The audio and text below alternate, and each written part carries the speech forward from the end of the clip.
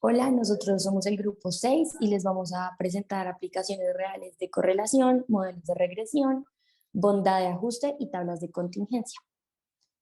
Entonces, para la correlación y modelos de regresión, primero la utilización de modelos de regresión nos permite entender un fenómeno por medio de diferentes narraciones sobre los mismos datos. También estos ejercicios nos permiten hallar cuál es el modelo que más funciona para un caso específico, en tanto que se selecciona aquel o aquellos modelos que pasan más cerca de todos los puntos. Y finalmente, al seleccionar los modelos que funcionan para cada caso, es posible hacer un pronóstico con otros valores que se encuentren dentro del rango del caso, y esto nos permite estimar intervalos o cuál sería la relación de un dato concreto al situarlo dentro del modelo.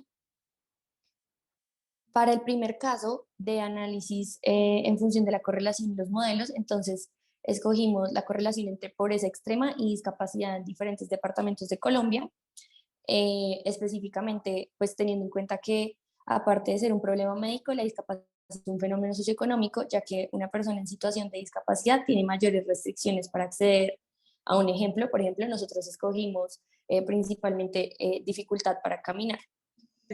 Agregando a lo que decía mi compañera María Luisa, este estudio lo sacaron de datos del Departamento Administrativo Nacional de Estadística, el DANE, del año 2005 y también del Departamento Nacional de Planeación. El objetivo de este estudio era afirmar o negar que existe una correlación entre la discapacidad y la pobreza extrema, utilizando un método de regresión lineal. Para la prueba de hipótesis para correlación están los siguientes requisitos. En primer lugar, el transversal que hace referencia a la muestra aleatoria de parejas de datos, y los otros dos, que realmente solo se necesita uno, es o que el diagrama de dispersión muestre un patrón funcional y que no hayan datos atípicos, o que las parejas de datos se portan de acuerdo a una normal bivariada. Para esto nosotros planteamos las siguientes hipótesis. Respecto a la hipótesis nula, dijimos que esta hace referencia a que no existe una conexión entre la discapacidad y la pobreza extrema, y la hipótesis alterna, que existe una conexión positiva entre la discapacidad y pobreza extrema. Bueno, agregando a lo anterior, nosotros utilizamos esta tabla que contiene 24 ciudades y las comparamos, como habíamos mencionado anteriormente, sacando la información que nos daban los estudios en cuanto a la pobreza extrema y las limitaciones para caminar. Para esto nosotros graficamos lo que se muestra a la izquierda, que hace referencia a las limitaciones para caminar según la extrema pobreza. Para esto sacamos la línea de tendencia y también el coeficiente de determinación. Graficamos varios modelos, pero concluimos que el modelo más adecuado era el logarítmico, dado que es el que presenta una suma de cuadrados más baja, y por tanto encontramos una correlación positiva entre las variables. A continuación mostramos cuáles fueron los modelos que pusimos a prueba, que fue el lineal, el logarítmico, el exponencial y el potencial. Y bueno, acá nos vamos a concentrar en la segunda fila, que es realmente el resultado que utilizamos del logarítmico. A continuación se ve la ecuación, el coeficiente de determinación y el coeficiente de correlación. Para esto nosotros utilizamos el estadístico de prueba, que se muestra la fórmula, y recordando que la prueba T es con n-2 grados de libertad, y para el valor P utilizamos la distribución T con cola derecha y grados de libertad 22, dado que se le restan de las 24 ciudades.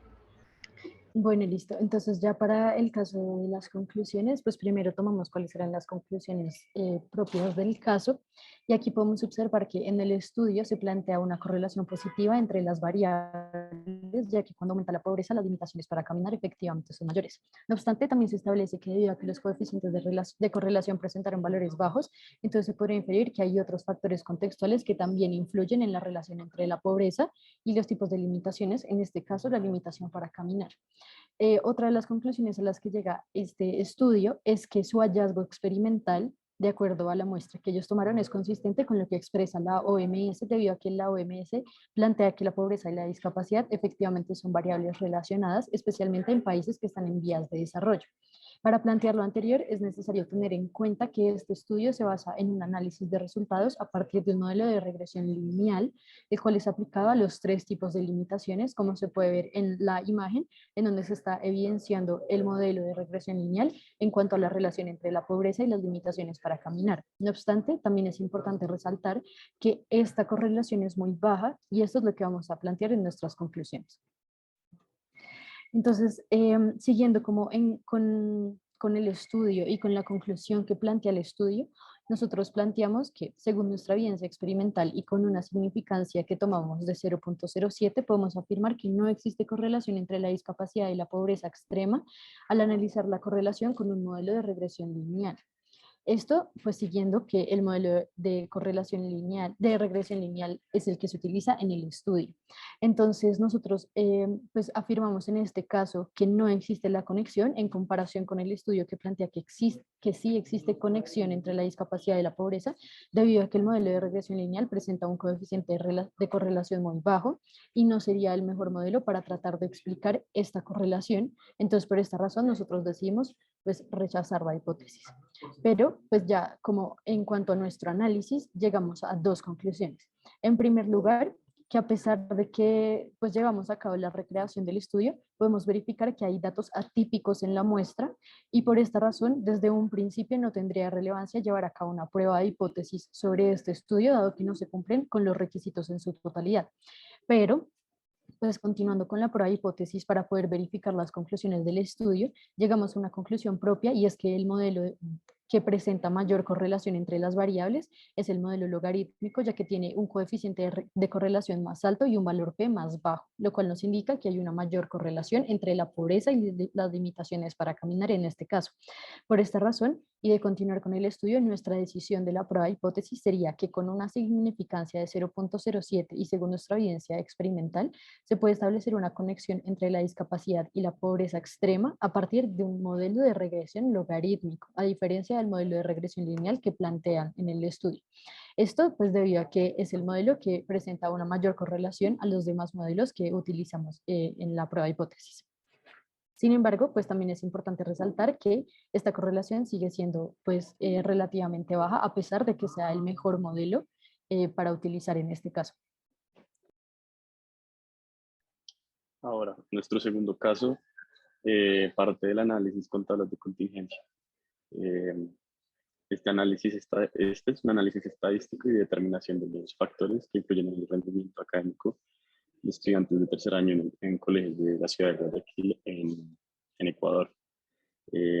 Teniendo en cuenta estas dos variables, nos da consistencia de que hay una relación, a ver si hay una relación de independencia o dependencia entre ellas.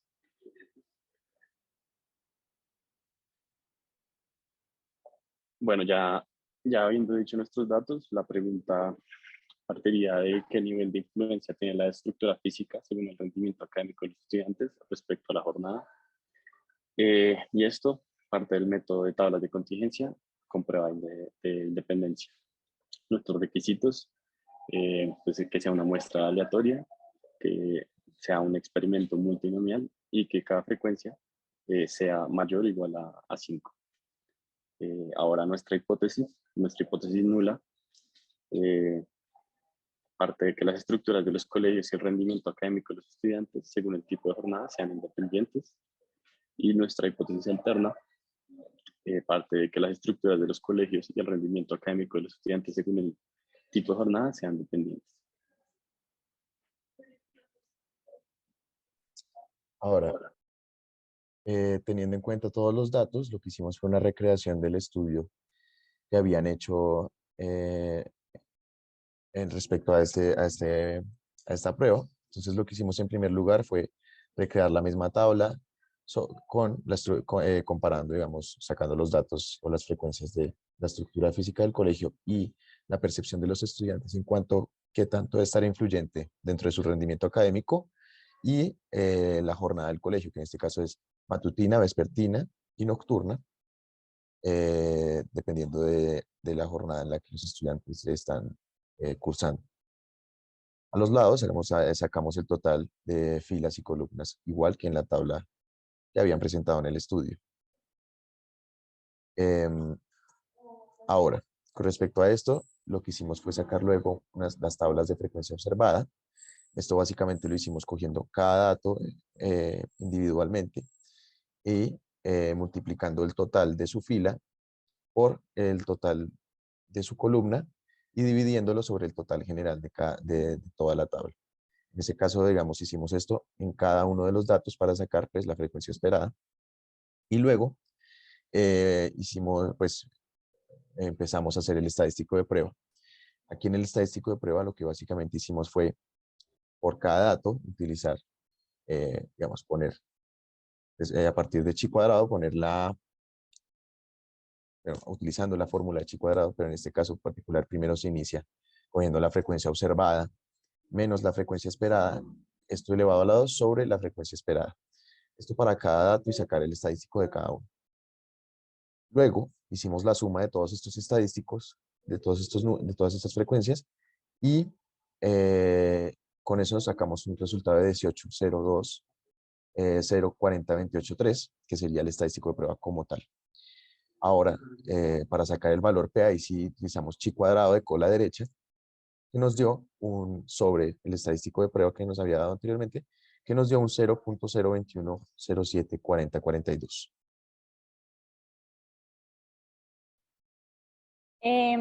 ¿Qué conclusión sacaron los expertos que realizan este experimento?